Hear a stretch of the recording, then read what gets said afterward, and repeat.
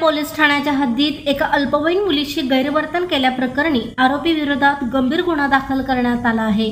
या प्रकरणामुळे परिसरात काही काळ तणावाचे वातावरण निर्माण झाले असले तरी सध्या परिस्थिती नियंत्रणात असल्याची माहिती पोलिसांनी दिली आहे। मिळालेल्या माहितीनुसार खानापूर तालुक्यातील गोडाचीवाडी नागेवाडी येथे हा प्रकार घडला। फिर्यादी अल्पवयीन मुलगी ही घरात एकटी असताना आरोपी राम अनिल निकम याने तिच्या घरात प्रवेश केला।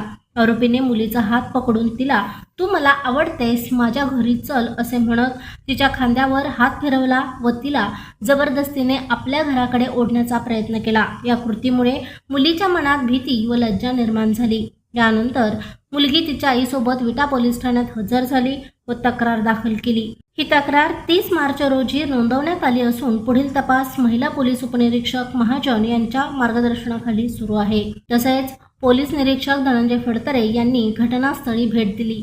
पोलीस निरीक्षकांनी दिलेल्या माहितीनुसार या घटनेबाबत सध्या स्थानिक स्तरावर कोणतीही तीव्र प्रतिक्रिया नाही आणि कायदा व सुव्यवस्था अबाधित आहे। मात्र पोलिसांकडून परिस्थितीवर बारकाईने लक्ष ठेवले जात आहे। प्रशांत कांबळे, अग्रणी न्यूज, विटा।